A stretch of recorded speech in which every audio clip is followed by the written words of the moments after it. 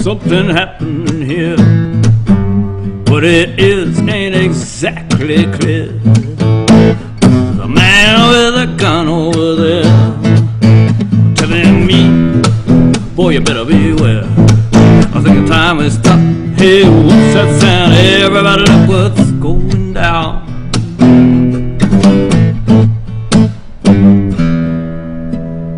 All right. Hey, thanks a lot. And welcome to Occupy TV. You got Getch here, got Dave Lippman sitting next to me, and we got Joe in the control room. This is episode number 49. We're going to be talking with Dave Lippman, and I hear tell that his arch nemesis, Wild Bill Bailout, might make an appearance as well. Not while I'm drinking. Oh, I'm sorry about that, Dave. I'm sorry. I'm not sensitive to your needs here. But let's talk. Let's talk with Dave Lippman, satirical songwriter, proponent of the Occupy movement, an all-around good guy compared to that other guy. Voted one of the top good guys in his own family. Man, I wish I could have been that good. So here we are. You want to talk about? Well, I asked you if you'd been to tons and tons of Occupies, but not quite as many. More than me. You got a sense of how the Occupy movement is going here in the United States. Been to New York, been to D.C., and they're not quite so hopping as they used to be. It has made it, however, the spread is great. It's made it all the way from New York to Bergen County, New Jersey, all the way across the GW Bridge to where my 92-year-old mother is in an Occupy group. Right. So that's probably farther from there to there than it is from New York to San Francisco, which is culturally not that far, is it? I don't. It'd be like almost if you had an Occupy in Wyoming. For all I know, they do. I believe they do. Yeah, they're all over the place. Well, we're all over you're the place. expert. You tell me. No, I wanted you to be the expert today. They had two. D.C., such a big town. Washington. They had to have two. Yeah. Actually, one of them started before the first Occupy. There was this buzz in the air, and some people started talking to some people in these informal networks around Veterans for Peace and some other groups, and actually got this other Occupy together before there was an official one called Occupy D.C. Really? So the other one, I don't recall its name right now, two different parks. Kind of two cultures, two approaches, sort of like, I'm not going to say they all entirely got along, but it was an interesting kind of double laboratory where you could try out different things. And different so people, Occupy things. Like me, people come from out of town, could go have a look, see here's the one with the library, here's the one with the clinic, here's the one that's hyper-organized, here's the one that's not organized enough, the other one's too organized, whatever. So you could learn. And people from Occupy Wall Street actually got together from time to time in a couple of trucks. They would send out and go traveling, and I wasn't on these, but they would travel all over the country to different Occupies.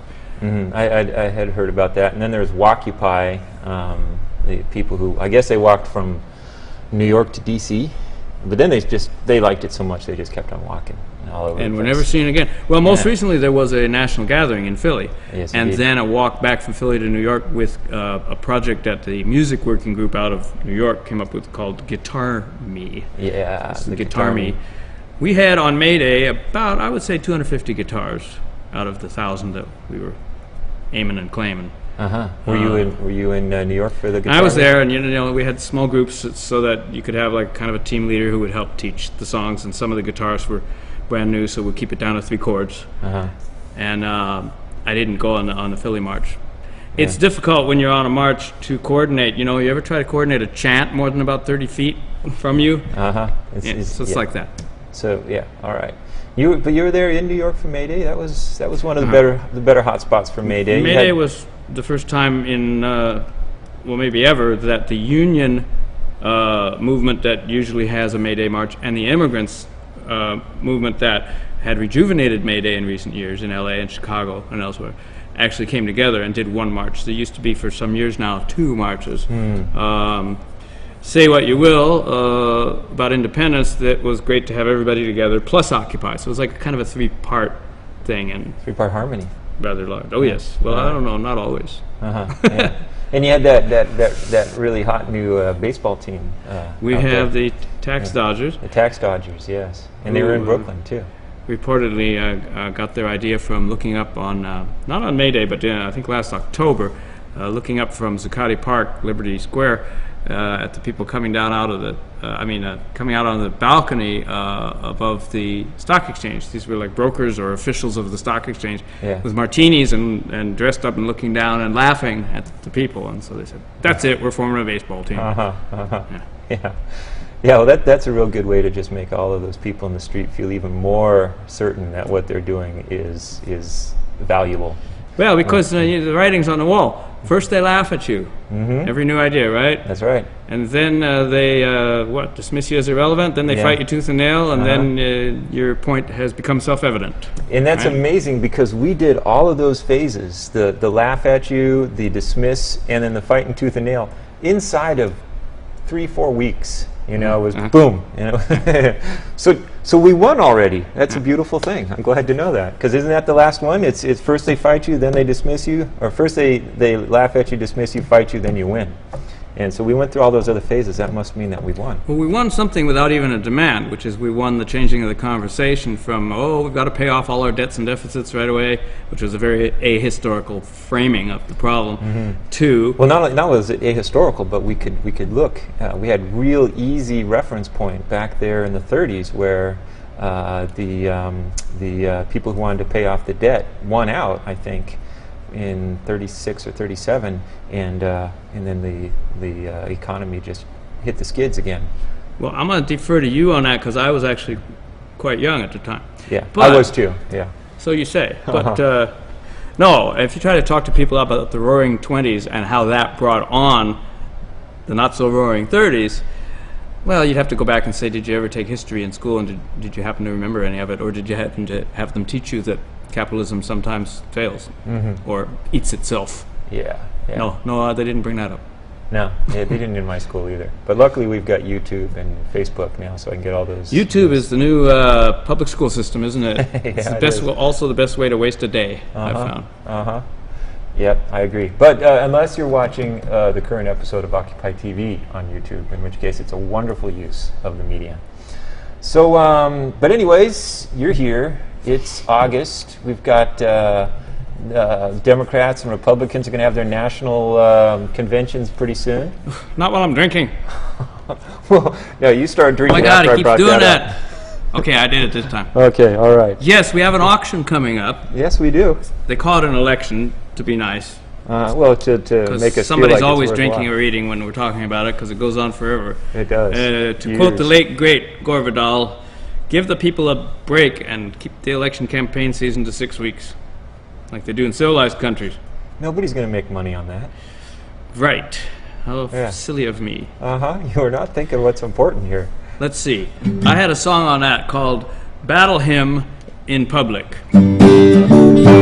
I would like to share some thoughts upon a cruel and savage band. Our nation's upper echelon has gotten out of hand. They're importers and extorters, and they really are barbaric. And it seems that their headquarters is in darkest North America. Be they Democrat or Tory, it is all the same old story. They will stand up for Old Glory, oh so gory and so grand. They have perfect tunnel vision, their history's revision, but they're experts at division if it's someone else's land. I suppose you're wondering how long we must go on with this sad song. I will end before I rhyme wrong, and that will be very soon. I'm all through with my cajoling about the creeps who are controlling. Though the lyrics may be stolen, I didn't steal the tune. Woohoo! Yeah, well, thank you. Yeah. Now, see, that's how long a campaign season should be. Right there. Yeah, I said it all. Mostly. You missed the I'm Dave Lippman and I approve of this Approve message. this message. Yeah. That'll add a couple more seconds to it. Okay, so now that leads to the concept that I wanted to jump into, which was culture. And you, my friend. Where's my revolver? Yeah, see, you knew exactly when where I hear the word culture, I pull out my whatever I have. Yeah, that is a mighty powerful cultural weapon you just pulled out there. It's probably made by some military company. It probably is. It's probably smarter than... We get all our products from war because that's where they put all the money. Now, did I steal your message there? Did you? No. My message. I don't own this message. You can't steal it. That's the beauty of it. It's for all of us to share. But we do have a theme we like to come back to here on Occupy TV, that of weaponizing culture. And we were discussing, what kind of cultural weapon would you be? You were wondering shotgun or bomb. I suggested landmine because you sneak up on people, maybe. I don't know. But the idea being, weaponizing culture is all about using culture to subvert the dominant paradigm and to change it to something new that works for us, the people who are using it as a weapon. And when you're singing songs about the election process, and you sang about the pink Hummer and the dirt when you're on the radio with us the other night, that's all part of the process of subverting the overarching paradigm and changing it to something that is more palatable to those of us. I actually asked Antonio Gramsci to write about this in the 20s and 30s. He was in prison and had time on his hands, and I said, why don't you get on that? So he came up with a whole thesis about cultural hegemony, where he described what you're describing to some extent of the ruling powers evolving from ruling just with a gun to ruling with cultural hegemony, or what you might call the weaponization of culture. It's easier to do it that way. Yeah, and so you can be cheaper. And you develop whole industries, the PR industry, and if you read up on the advertising history, make people unhappy and then sell them something that'll make them happy until they have to buy the next one. Right. Short-term happiness. So his prescription, therefore, for the rebel forces or the people fighting for liberty and against class domination and so on, his prescription was, you've got to also fight that on a cultural level, because what you're dealing with now is people are going to be recalcitrant or adopt the ideas of the dominating class. The existing dominated class, that's where you find out what the dominating ideas are. All right, so I think a lot of thoughts about the role of culture in politics flow from that period, but that beginning of the media domination of society. You don't think that? I guess it took the media expanding its reach in order for that concept to really even be something that we could think about. Is what I think you're saying. We needed Marconi's radio in order to start putting music out and all that, and then we needed TV and all those things. But before we could really even use culture as a weapon. Yeah, and the concept of what is real to people. What is real to people used to be sourced from their farm and their village, and then from their neighbors and so on. And eventually it displaces into the media. So if you ask people, well, what's the state of music today? Well, people would cite something that they know from the radio, or in a little more democratized fashion, that they are able to find on the internet through networks that don't go up and down, but go laterally amongst their friends, their new friends all over the world. And that's an interesting development of global village. Right? Big global village. I don't know, I think it's a global megacity, 500 million people. But people live, and this is another thing that, and this will be on the quiz, folks, the simulacrum, where you have what you think is real because you know it's real because somebody told you it's real, and it's realer than anything else. So you know that the Beatles are the originators of rock and roll. You don't realize that what they would tell you themselves is that they developed it in a new direction from what came just before, which was all these black artists that no Americans who were white ever heard, right? So it's an example of what we know must be real, maybe. Well, it becomes real eventually. Yeah. It becomes whatever somebody tells you enough times. I like the big lie theory. So culture you could look at as a big lie until you delve further down into it.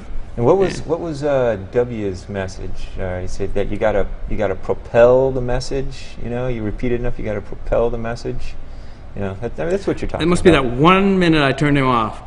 The rest of the time he was turning me off. Yeah. You knew that. Yeah, and then he turned around and hit a golf ball. All right, I think that was a different one, but I liked that image. So anyways, though, you are a cultural warrior. You are the cultural warrior. You are taking the concepts of the mass culture and internalizing them and then spitting them out with a different take.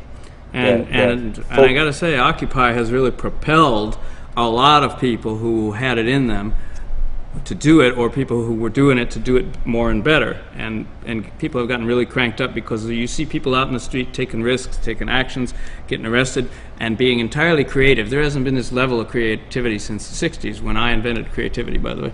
Congratulations. And we were occupying then. I mean, we would go in, occupy buildings in universities, right? Shut down the whole place.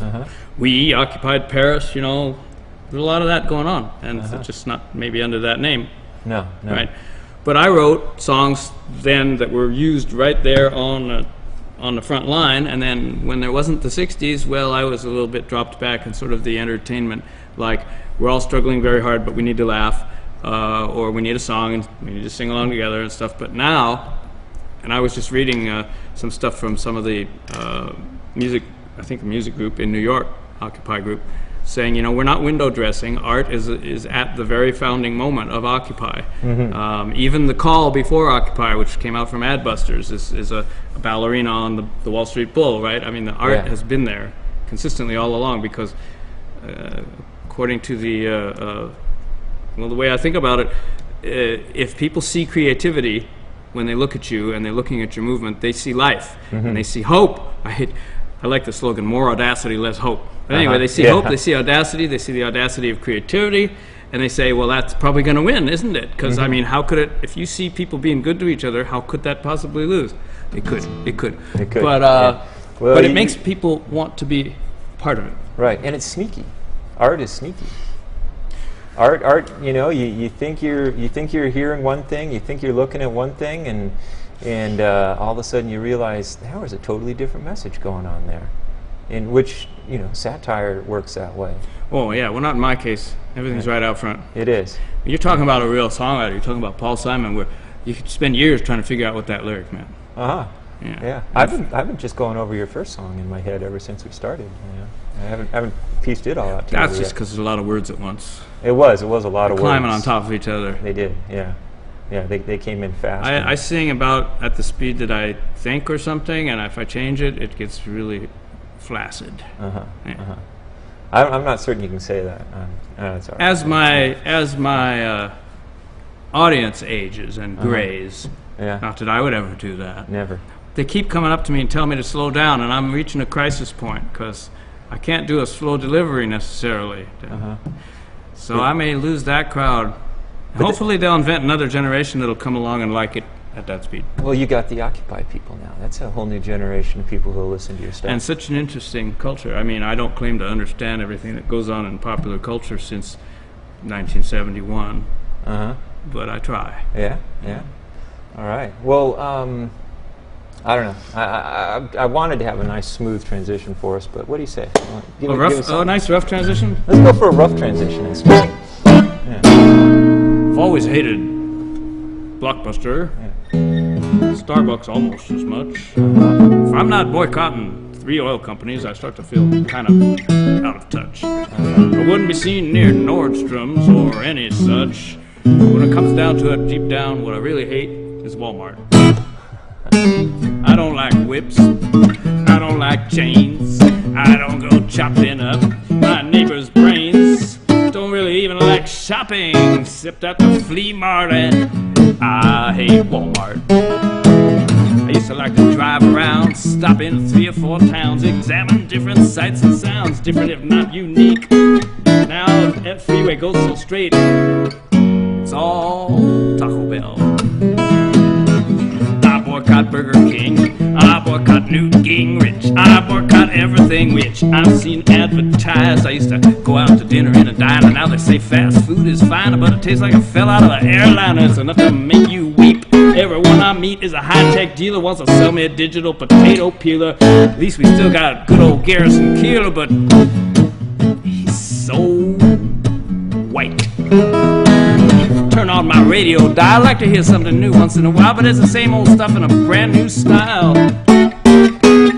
Still I try to pick and choose, turn the dial but I always lose. They only play the worst rock and roll, and once in a while if you're lucky one little old rhythm and blues, and that's why God made MP3s.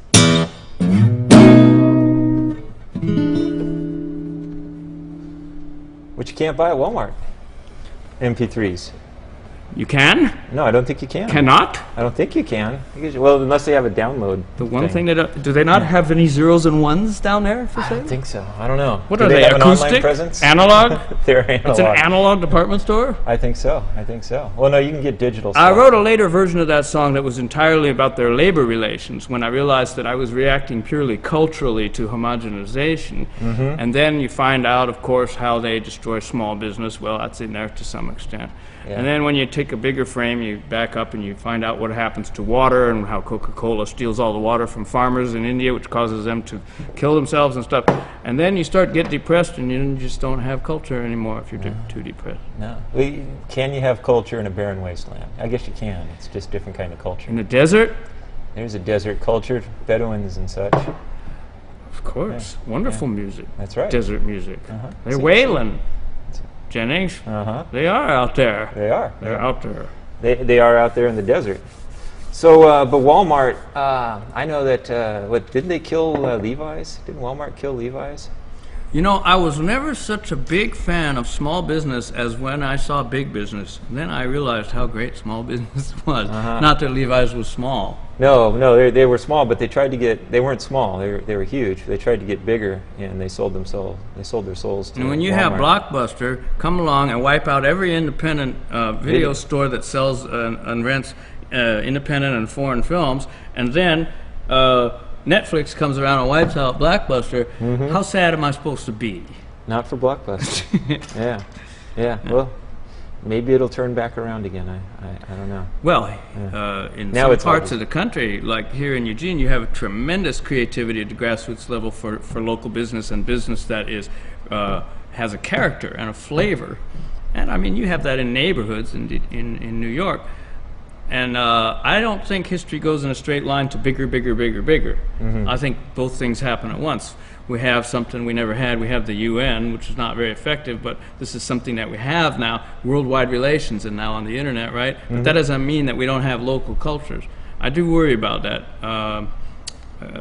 Greg Brown had a wonderful song about this, Your Town Now, where he talks about young people going out and do they go to a place that's exactly like a place in every other town, or do they have a sense of their locale and where they are on the planet with a different kind of tree and a different kind of local yogurt, you know, and this kind of thing. Or they go to the mall, which is this, stamped all across America, the same culture.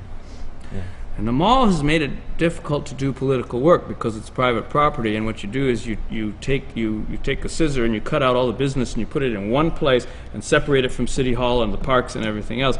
So then when you start to humanize the mall, as they're now doing, where you're having places to sit and places where you could maybe even a library branch or I don't know what, it gradually, because all the people are there, they want more amenities, and begins to grow back towards what we call the public sphere, right? And yet it's still privately owned and controlled, so you can't come in there and have a movement about, oh, let's say, what not to buy, right? You can't come in there with your boycott stuff, right? Because it's private property. And the police will even come out when you're in front of the Bank of America demonstrating like they do here every week, and like my mother's group does in Bergen County, New Jersey. They'll come out and tell you you can't be on that sidewalk. Well, anybody knows the sidewalk is the last public property there is, and of course you can be there. Right. But they'll tell you that. You can't step into in the parking lot, though. No, not the parking lot. And so, like, I used to go out to Walmart to demonstrate, and the parking lot is what's between the public sphere and the private sphere, but the private owns it, so you can't get in there. So you're like a mile up there on the sidewalk, and everybody's in their tank or their Hummer, and they don't even see social issues right in front of them, right? No. Democracy on the street, right in front of them, they don't see it. Yeah. It makes it difficult. But that's why Occupy is so important, because they don't care about those rules. No, they don't. Yeah. Get out there on Black Friday and sing anti-Christmas carols. Go anywhere. Be arrested for singing anywhere. That's right. Yeah. You ain't been doing nothing if you ain't been arrested for singing. Yeah. Have you managed to get arrested for singing yet? Not lately. Oh, What well, a shameful, you called me on it. I did. Oh, I feel bad about that. I'm sorry. Well, we one thing that I'm not entirely positive Walmart is Walmart a scourge in the environment, though? Right, because Walmart is a continuation of sprawl, which encourages the car culture and encourages you to go farther and farther in order to do your shopping, which encourages the expansion of roads and nothing local based, no walk to the shop, walk to work, none of that. So that's one way that it is. And of course the fact of transportation of products from great distances is a tremendous waste of not only expensive, but of petroleum and this kind of thing. Yeah. And so now you get to the point where it has become cost effective because prices are up to pull out resources from the earth that at one time would have been too expensive, such as the shale oil and natural gas. And the dirty oil that you now see in Canada, in the tar sands, or in Venezuela, which was formerly not counted as oil. I mean, Venezuela is now a big oil producer because they're counting something they didn't used to count. Right? I hear it's actually considered. It's not true crude. It's not true oil when they pull it out. They actually have to add hydrogen or something to it in order to make it burn. And you watch, they're going to corner the market on hydrogen, these oil companies, so then the rest of us can't get any. We'll be sitting around here with water with no hydrogen in it because they took it all. We'll just be breathing our water. You heard it here first. All right. All right. This is groundbreaking. This is a groundbreaking discussion. We're not solving any problems, but we are certainly creating them here. That's right. Or anyway, we're describing them. Yeah, we are. And groundbreaking itself is what they're doing to get the shale out. Well, now, all over this country, and I saw a map, wide swaths of the earth have the shale. What in New York, Pennsylvania, Ohio, you have what you call the Marcellus shale, right? So in order to get the trapped energy that's in there, you shoot a very high-powered combination of water and a bunch of chemicals at a very high pressure. You shoot it in and you fracture, which is where you get the name. Structure. And that's where you get the fracking terminology. And then the water goes into the water supply. Possibly will even go into New York's famously good water that comes down out of the Adirondacks there. And then you get people out there in Pennsylvania, Ohio, lighting their water faucet on fire. See, look at the movie Gasland. It's in there, right? Yeah. What was that thing? YouTube. Yeah. YouTube will do it. That's right. Yeah. Well, a bunch of us got together and did an album of songs about this as a benefit for local organizations working on that. And this was one of them that I put together. I think a couple things about this song. It might appear there's kind of marginally legal words in it, but they're not. It just kind of sounds like that. All right. And it's the first song I've ever written that has the footnotes to the research right in the song. They're right there. All right. What the frack are they thinking? What the frack are they been drinking? Our water quality sinking. What the frackety frack, I don't need their gas.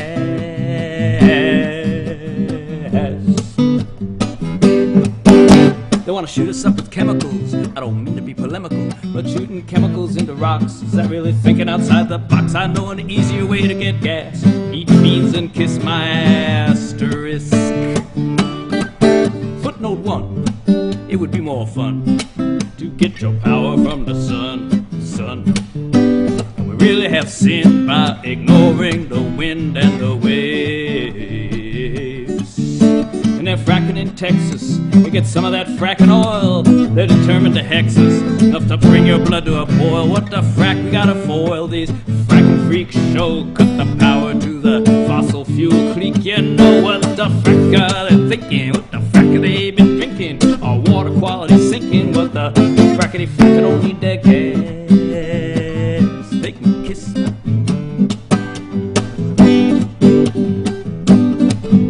Footnote 2. Oops, I lost my footnote. We need energy independence from Exxon, Chevron, and Shell. They need to move their offices on down to the county jail. We've got shale shock, it's a bridge fuel to nowhere. What the frack are they thinking? What the frack are they been drinking? Our water quality sinking. What the frackety frack, I don't need their gas. They can kiss. That was a quick finish. You caught me off guard. Yeah, well, that was because I'm getting some messages from the control room there. Joe says that there's somebody in there complaining that we're not given fair time to both of these messages that we have out here. I mean, here we are, we're talking bad about the bankers. We didn't really get to the bankers as much as we should have. We didn't sting them as hard as we could have. But you know, there's Walmart that we were harshing on, and apparently there's another side to this story that we need to start talking. We need to give some equal time to the people, the proponents of financial collapse. We need to give some equal time to the proponents of homelessness and the proponents of global warming. From what I hear, we have the guy here, almost in the studio and ready to take that view. And that's I guess it's time to hear from a banker. As a matter of fact, it's time to hear from Wild Bill Bailout. He's the bard of the bankers. So, hey, let's welcome Wild Bill Bailout.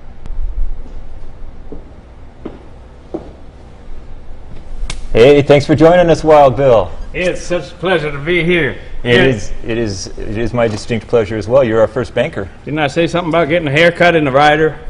Never mind, we'll work it out later. Okay, I thought you wanted the haircut. The haircut is something that we gave Grease, as I recall. Oh, that is well, true. It's a technical term. It's we're also going to give them a shave and 2 bits, and they're on their own. And that's it. And you get the country as a result, right? I get the countries. All countries are mine. Countries are kind of like corporations in that they're full of people. Wait, I might have got that backwards. I'm not sure. Yeah. Well, we'll go to country personhood later on. By the way, I had to correct the promo they did earlier. I'm not only a banker, I also do some legal consulting. Well, it's legal now anyway. I work with the firm of Geithner, Summers, and Bailout, and we do a lot of work for the ordinary corporation human. Oh, good news. All right. So you're going to get a will for the corporation and such? Oh, no, the corporation will never die. It doesn't need a will. That's right. So many advantages over the pre-digital humans, yes. Pre-corporate humans. Yeah. So, okay, I have just been dying to know, ever since I heard that we were going to have the Bard of the Bankers on this show. So, can you tell me, Wild Bill Bailout, what is your reaction to, or what is the bankers' reaction to the Occupy movement's reaction to the banks? Yeah, I have the feeling you're trying to paint me into a corner and call me a reactionary. And I'm not falling for that, because you see, the bankers don't interact directly with the Occupy folks. We have an intermediate negotiation team. It's known as the police. And you know, let's say you're an occupier, you have the right to peaceably assemble, of course, and we have the right to disassemble you into pieces, which we don't do directly. And you know, the police are, everybody has their job, I figure. It's like a chief executive in a corporation. His job is chiefly to execute the workers. And the workers' job is, well, the workers don't have a job, do they? Not as many of them don't, no. Yeah. No. But that's very important, that everybody does what they're good at. And I think that the people out there are very good occupying with slogans. They have very interesting slogans. Like they say, whose streets? And nobody will tell them the truth. They're mine. You know, they don't get that. Whose streets? Yeah. Bill's streets. Yeah, Bill. Yeah. They say another world is possible. That's technically true, but it's not legal, you see. So you can get in a lot of trouble if you just do strictly what's possible. You know, you can't, for example, evict an idea. No, but you can buy it, and that is why I have started a parallel alternative movement, because you know, that's entrepreneurship, right? And that movement is called Occupy, and we are diversifying into Occupy everywhere and inter-Occupy and all of these things, because it's just like the Apple products, which do all the great innovations, and then everybody else steals, imitates. That's right. So, form of flattery, you know. That's right. So Occupy Wall Street, though, that'll be just a little redundant, won't it? Well, we're not occupying Wall Street, of course not. Yeah, you don't need to. Wall Street is the occupier. See, these people out there, when they're always talking about inequality, I mean, that divides us. We need to bring us together. They're talking about the 1%, and which I proudly am, but you know, that's the thing is that that's class warfare when they talk about that. Class warfare, that's my job, isn't it? So if they take my job, well, then I'm going to have to move all my other jobs to China. It's as simple as that, isn't it? Yeah. And then they talk about the past in this country. They talk about slavery. Well, that divides our past, doesn't it?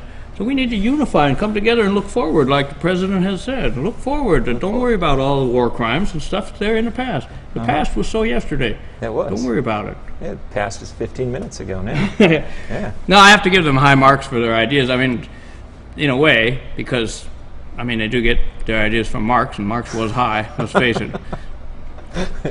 Yeah, that's a real problem, isn't it? I think the real problem with their ideas is that they are foreign imports. I don't know, a lot of people don't realize these occupied ideas were originated actually all the way over in Wisconsin.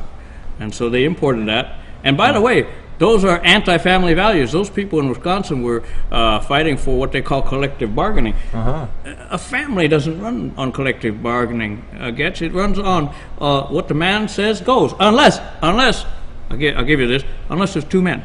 Then you have a more complex negotiation. Or even two women, which is, as you know, the feminazis, who is now running things up there in Washington. And let me tell you something, by the way, that is not the kind of Nazis we want running things up there in Washington. The wrong Nazis. No, so people have to straighten out and fly right, and I'm there to help. And that's why the Occupy will compete with the Occupy, and may the best or most expensive ideas win out, you know, because there's two kinds of speech. You know, there's free speech. Yeah. And there's also expensive speech. There is, yeah. Yes. Yeah. And you specialize in the latter, I'm sure. Oh, for instance, and you know this from Citizens United, right?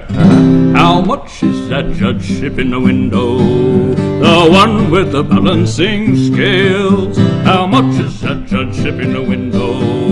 I do hope that judgeship's for sale. I believe all corporations were created as a prequel to the leadership of those too big to fail. And when we have alighted in the Congress and been knighted, not that we were invited, and our love is not requited, to make up for that we call ourselves Citizens United. They say dollars and democracy don't mix, one swallows the other. Guess which? I'm accused of gaming the system. That's just blaming the victimizer. 'Cause money is speech, oh yes, lots of it. A vote is fine, but money is above it. Buying elections, you gotta love it. Money wins every time, and it's no crime. Not now. Don't donate to a candidate, that would be too brash. The Chamber of Commerce will redirect your cash. Make creative use of intermediaries. Launder your cash to keep elections clean. A rising tide lifts all votes, some a little higher so they stay afloat. Every politician has his or her price. Who's to decide if that is or isn't nice? I'm an innovator, I'm on the cutting edge. When something needs improving, I just buy a new legislature. A rose by any nomenclature is still a rose. It's just the rose I impose. Don't be shy with the corporate cash. Democracy's $1 billion bash. Though they say corporate government is fascism, that can't happen here. Maybe in Germany or Italy, but never here at home, where the people all have health care and the buffalo still roam. Yeah, the sky's the limit, my guy's gonna win it. Power, he'll be at his hub. To prepare for his election, he's putting in his hours at the country club. If you miss me at the voting booth, you can't find me there. Come on over to the TV studio, I'll be buying it there. Oh brother, I'll be buying it there. I'll be buying it there. Come on over to the ad agency, I'll be buying it there. All you fools are my tools, I've seen to that through substandard schools and media that I won't mention. And I didn't. You never heard it, I was never here. You know, democracy is not so much about what you do, it's about what you choose on your pay-per-view. Remember, corporations are people too. And when we have alighted in the Congress and been knighted, not that we were invited, and our love is not requited, to make up for that we call ourselves Citizens United. Well, so it seems like you got the whole plan. You're laying it out for the election. I've made my point, whatever it was. Yeah, there was 2 or 3 points I felt like in there, but you're definitely seem to be exposing the big plan for the election right now. Where Well, elections have plans, elections have rules, and what we're trying to prevent is an expansion of the Arab Spring, because we don't want an Arab Spring law. Arab Spring rules, I would draw the line right about there. We were, of course, in full support of the Arab Spring within the Arab context, except for Bahrain, which is, that's an Arabic word that means naval base. But anyway, but we do condemn the excesses, such as the use of the tear gas, which we're continuing to supply over there, and of course the many excesses of the people who defriended Mr. Mubarak. An entire nation defriended him in one day, and that is the use of Facebook as a weapon of mass defriending. So we are looking into whether we're going to send some troops on that one. Yeah. Well, there's probably some laws you can pass, I'm sure. Laws? Yeah. Okay. Laws are not passed. They're written by ALEC. I don't know if you know this, the American Legislative Exchange Council. I have heard about It's them. the fifth dimension. I mean, branch of government. That's what it is. So are you a member of ALEC? That would be telling, wouldn't it? But remember this, pepper spray, tear gas, all these things, these are First Amendment. Pepper spray is not only a First Amendment right, it is a vegetable, and you need to get your vegetables, folks. And I've told people this. And incidentally, I had a guy in charge of this pepper spray, Sargeant pepper spray was his name. Let's see. He asked me to mention him. Yeah, it was 20 years ago today. Sergeant Pepper taught the man to spray. It's never really out of style when used against a rank and file. So let me introduce to you the man that everybody fears, Sergeant Pepper Spray and Heads Club Band. I remember the good old days, just last October through now, I guess. The bashing of heads and the spraying of faces. Yeah, those you guys must have enjoyed that time. Well, we enjoy it, of course, but through our representatives. But I think that the kids do enjoy it a great deal because it gets them a lot of publicity and makes them look good. The victim always looks good, and I'm all for people looking good. All right. So it's a public service you're doing here. We try to help out. We do every chance we get. We've helped, like Mr. Bain. Sorry, Mr. Romney, in his career at Bain, helped out so many corporations. Helped some of them right out of existence, actually. He did. And when he's president, let me tell you, when he does a leveraged buyout of the United States, let me tell you, it's going to stay leveraged and bought out. And bought out. That's right. Yeah. So Romney, he's your man. Well, you know, it wasn't to start with. I liked that guy. Who's that guy that used to deliver pizza that was Becky, Stan? I liked him. I can't remember his name right now. And I like Bachman. Bachman was, she's still at it, though, because she's in the Congress there, which was nominally a piece of the government, I guess. I don't know. It's the one people hear about anyway. That's right. It's the number in the first three, which are sort of nominal, you know, people that are up there to take the flak while I do the governing. Take the flak in a little Street. bit more, I would assume. I mean, some money. Oh, well, you know, you got to get the best people. You get them, you pay them. That's how it is. It's like Romney. See, Romney's got a cultural advantage. You know, he's been talking about culture recently, and he's got an advantage over the others. He has the highest GDP of any unemployed person that I'm aware of, and that means that his culture is superior. As he explained, you know, you can look at the Israelis and Palestinians. Israelis have twice the GDP of Palestinians. It's actually 10, but he's being nice. Okay, twice, which makes it a superior culture because it produces. That's what life is all about, production. Production, that's right. Right, ever since agriculture. Hunters and gatherers, they were all communists. That's not history, that's prehistory. That's prehistory. You understand this? I'm trying to keep up. It's all on the quiz. Nobody told me there'd be a quiz after this. Right, we don't tell. Yeah. Do we? You notice that? The secret pop quiz. Yeah. I get it. Yeah. But you're all in favor of money in Congress and money in the elections. That all works for you. Well, like I say, free and expensive speech is the important thing. Job creation. Romney is not so much a job creator as a job creationist, which means he believes in it and it could happen, and he's not going to tell you, you know, when or where. That's the job of the job creator, who is the second most important person in society, right after the creator. But it's important that people pay their fair share. And Romney, you see the little dust up about his taxes. He did not pay $1 less or $1 more in taxes than is required by the laws written by his lobbyists. That's it's true. all above board except for the part that he didn't show. The stuff in the Cayman Islands and Swiss banks. Yes, which he owns. However, no, but he's very worried about the American people and their jobs and wondering why they still have them. So I think he's, you know, got the track record to show that he can really deal with that, as opposed to President Food Stamp. I mean, what can he do? He's the man to give you food stamps and to help some of the maybe the off-white people and the not people who can't get it straight in their sexuality and that kind of thing. Well, there are some people who would probably not want to die of starvation. That you know. Well, and this is a great country, isn't it? Because people have the freedom to not die of whatever it is they want to not die of until such time. Well, we have the emergency room. You know, the people can go if they starved. And, you know, I know it gets charged back to me, but I won't notice, you know, if somebody dies or doesn't die in the emergency room, you know, it doesn't affect my bottom line, you see. That's right. You've already accounted for that. Right. All in the figures. The thing is, you can't change the healthcare system, to changing it over to some socialistic idea. That would be like changing an entire sixth of our economy. That would be like, I don't know, bailing out the banks or something. That happened. Somewhat, yeah. That was supposed to be not in the press, which is, I think, the fourth estate, fifth, sixth, whatever. Well, we're calling it fourth. It's getting out of hand, the press. We're trying to consolidate it down to 2 owners, and then I don't mean the Democrats and Republicans, but I mean the people, like I was saying, the people behind the government that are the government, all that stuff that I'm saying to you, because I'm assuming this isn't actually going out, that we're like actually, the building I think is surrounded now by the people that are going to, would have seized the tapes if we still had tapes. You see what I'm saying? Yeah. Well, they can catch the file after it's done, I guess. We might have to send Joe, you know, blockade runner to get it out there. This could be pretty exciting after the show. We might want to keep the cameras rolling. I think the making of this show will be much more exciting, don't you? Yeah, I think we want to keep the cameras running after we're done, because that's where the real excitement's cameras are running everywhere I go.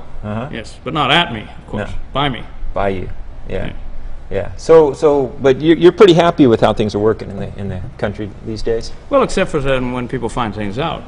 And now they're starting to try to talk about issues that you're not supposed to talk about in an election, such as poverty, which is ridiculous, because if you look at the poor, this is, you know, I hate to say these really startling and extreme things that may shock the children that may be watching, but I mean the poor, it turns out, actually have refrigerators. Now think about this. Of course they don't have houses, but they have refrigerators, and that's good, because you can live in that, actually. And that's repurposing, what we call it. It's even better than recycling. You want to poke some air holes in those things, though. Air holes? Yeah. Well, if you can find an air hole constructor on a Saturday, yeah, sure. But on the other hand, okay, point taken. You can also live in a Hummer, and there's air holes in that anyway. That's right. Or at least windows, they call them. You can crack them open. And the Hummer, they're no longer making, so they won't be making parts for it. So all the Hummers will go to pot and go to rot unless you use them to live in, which I think is really their destiny, don't you? I don't want to say that. I think that. I'm not trying to get you or anyone to think here. I'm not an extremist. I'm a moderate. I'm actually moderate about everything. You might not think so. I'm even moderate about the environment. I'm a moderate. I believe in moderate clear cutting. I believe in moderate mountaintop removal, which, by the way, is one of the very greatest leveling forces in our society that we have. Yeah. Didn't it level Virginia or something like that? State by state, one at a time. It's states' rights. They get leveled when they want to get leveled, not before, not a day before. Yeah, they get leveled when the legislature just chooses. I think you're thinking of West Virginia. Was it? Yes. Now, if you mistake the West Virginia for Virginia, Virginia is not going to be too happy about that, and she's going to come a-calling, I can guarantee you, because I know those southern states. Yeah. They're very protective. Okay. You may know that the West Virginia split off from Virginia in order to side with the North in the War of Northern Aggression against the states' rights to have people having other people, right? Which was culture in those days. It's like I was saying, you can't change the whole culture in healthcare. We have traditions that we cannot just upend. The tradition of healthcare denial corporations running our healthcare denial services. You can't just turn that over to the government. No. They might start not denying. Yeah, we can't have the beginning of non-denial. Not on my watch. No. Well, we don't want that to happen. So I don't know. It's been several minutes now since you broke out in song. Well, you know, the economy broke out a little while back of its confines, which were restricting it to providing for people. And of course, there were a lot of complaints when that happened. And you know, here were the stockbrokers breaking through the Glass-Steagall and achieving all kinds of things, and then these people are whining about their 201k disappearing down to a 101k or whatever they were whining about. Started as a 401k. Yeah. Did it? That's exorbitant. I can't imagine that. That's like being able to get a haircut for 2 bits. Can you imagine? Well, I actually had something to do with this economic decline. It actually is a sad story that goes back, well, many weeks. Started out long ago in the mists of history. Once I built a mortgage, made it run, made it race against prime. house I built a mortgage, now it's gone. Brother, can you spell subprime? Once in shark skin suits, gee, we look swell, full of that Yankee doodly don't. 500,000 fools went into dead hell. I was the cat with the loan. Say, don't you remember they called me Alan, Hank, Paul, Larry, and Tim? Say, don't you remember I'm your pal? Brother, can you spare a diamond? When citizens default, I triple lock my vault. But some of my homies are too big to fail. Supersize their bonus on the poor, I'll put the onus. Anything to keep my broker's ass out of that jail. Unprecedented failure of our national securities. We must discover who could be to blame. Could be Obama, Osama, or your mama. Heads we win, tails you lose. Main Street's cool, but Wall Street rules. Won't you purchase our paper? Please do, I insist. If you don't like it, buddy, well, default swap this. The battle at Goldman Sachs and Wall Street's tumbling down. If there's no remaining capital, what happens to our ism? I never thought I'd ever see the day when government has a role to play. But it's true, we're all set. We can wash away the debt and profit, if not learn from our collapse. I love shooting craps. Housing bubbles make me whine, and they make me happy like a landmine. Lippman was lynched merrily in the oh-so-stern bear market. Bail out the banks and offer thanks. Don't grouse. The economy's just lost 1/2 of its worth, and you've only lost your house. Profits all gone. It was the era of the get. Now it's time for socialism of the debt. As for the paradox of deleveraging, which leads to alcoholic beveraging, the way to explain it to you nice, is that the selling of trash drives down prices. We need a clean plan, not just a mean plan. Why penalize the poor? Rich people who have lost more than you mortgage moochers ever could have. It's not like the sky is falling, though it's true, your roof is gone. All is not lost, but as it says in the sonnet, doggone it, we're working on it. There's no shortage of reportage on our mortgage meltdown, so why not keep the next phase of the bailout on the down low? You'd never miss a million, and you cannot spell quadrillion, so why not leave it up to those who caused it, those who lost it, those who reverse Santa Claused it, who believe in the American dream, especially the part about the Ponzi scheme. A nation of whiners gets no golden parachute. When we're through, you will be lucky if you've got a birthday suit. So what if we were all in a hypnotic trance, from which we awoke with the collapse of the tallest towers of finance? Well, Rome wasn't built in a day. I know I led this country into a train wreck, but I feel a sudden need for a blank check. So please won't you buy my Dreck? Have no fear, we won't let it happen again this year.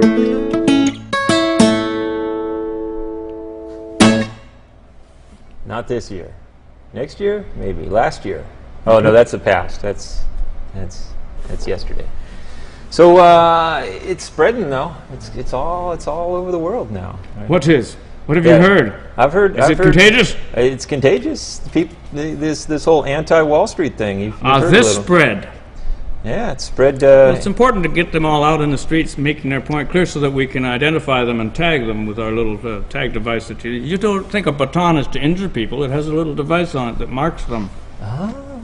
So it's yeah. He's acting like it's new to him. Yes. Well, you know, I'm young and impressionable. Yeah, or something like that. I used to be young and impressionable at any rate. It's good for the young people to get a little thing out of their little steam, let it off, you know.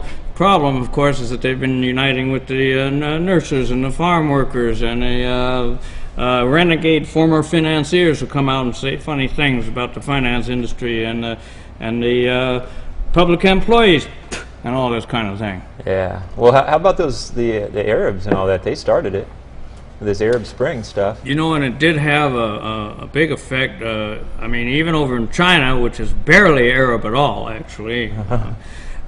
They had to control their internet, which is how these are internet revolutions.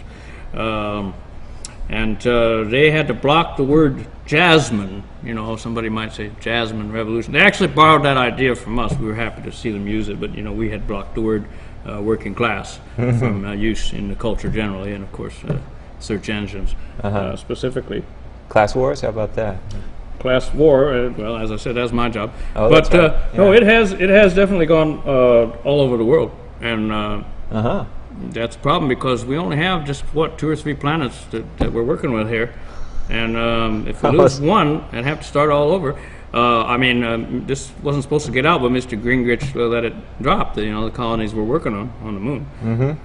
I guess he was desperate at that point in his campaign and felt he had to reveal state secrets. That's right. As I say, the state behind the state.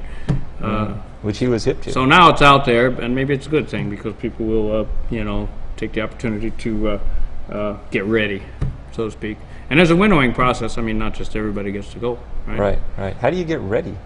Well, I suppose there are different avenues. You could convert to Mormonism because, I hesitate to talk about how we're going to reverse the monogamy traditions and rules, but I guess the key word here is Mexico. Just think about that. All right. I really appreciate that you have let me in on all these high-level secrets, and I want to. I'm kind of greedy, and we only have a limited amount of time here, and I want to be sure I get to listen to some more of this culture-bending music of yours. Got a lesson, a little bit over a minute left together here. You all right, well, let's go out. Let's go out like a job. Outsourced. Let's have a nice outsourcing song. Okay, all right, that's Sweatshops. We've got sweatshops. We're a modern Stone Age family. My money lies over the ocean. My money lies over the sea.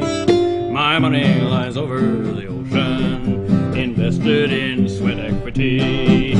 East side, west side, all across the seas. The tots sing Michael Jordan, dude, check out these factories.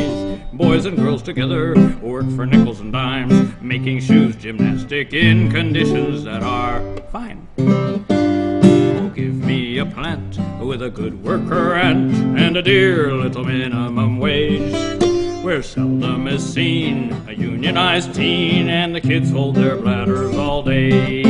Yes, we've got sweatshops in Ho Chi Minh City, and starts with S and it's made in U.S. if you count Saipan. China, is there anywhere finer? Lower wage than Carolina. If there's lower and you know her, show her to me. Oh, nice finish. All right. And you finished right on time. We hit the 0 hour, so I'm going to have to call it with this one. Hey, sir, as I always say, get a haircut. My pleasure. I'll have to look into that. And that's been it. Another week here on Occupy TV. Hey, could I get you to strum that a little bit in here? Unless Joe's got something going on in there, but then he'll mute us. Oops, I should probably use some more American chords. That's right.